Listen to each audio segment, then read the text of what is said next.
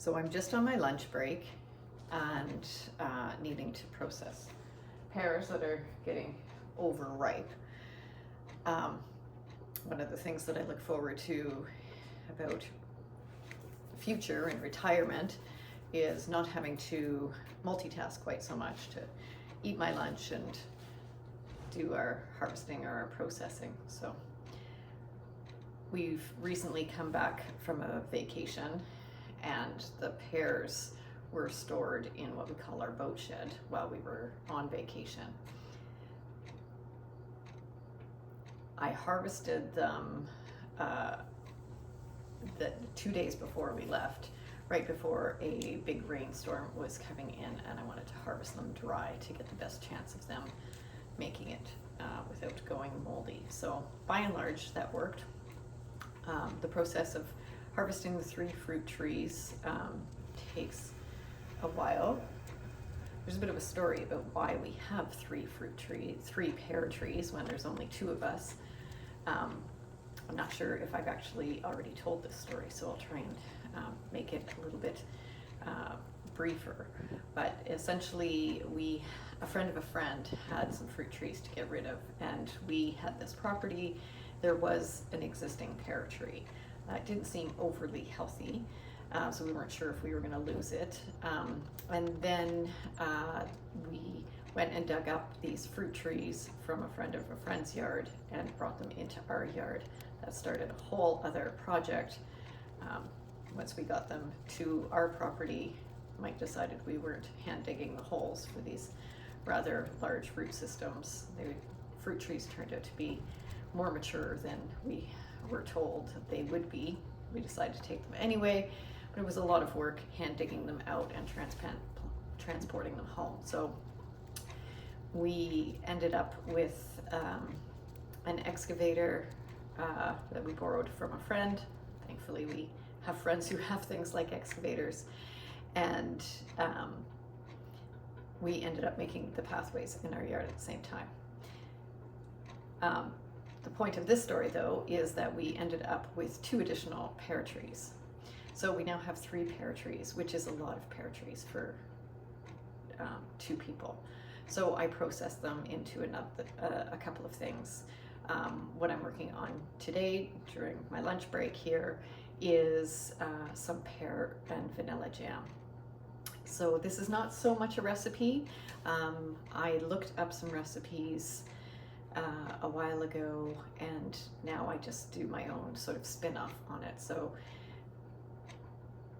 the origin of this comes from when I was actually hiking in France, and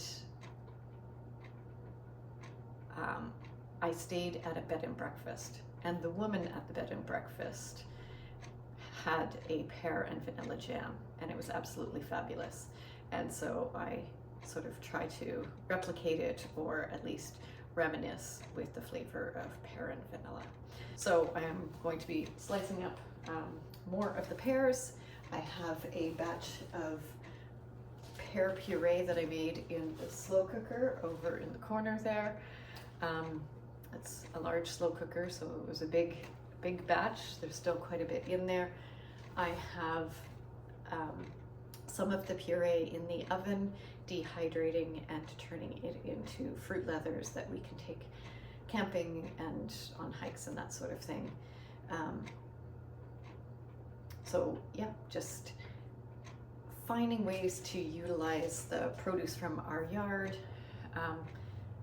I leave the skins on, sort of the basic recipe for the jam that I make.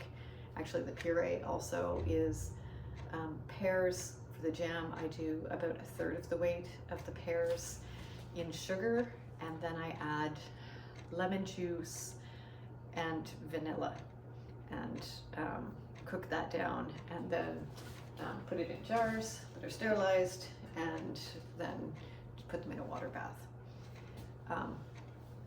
Last year, our pears weren't quite so ripe when I was processing them, and I made some delicious Belgian pears, which entail taking the pears and skinning them and putting them in jars with a mixture of vinegar and sugar. and it sounds terrible, but they were absolutely fabulous. This year our pears are a little too far along, and skinning them would be difficult.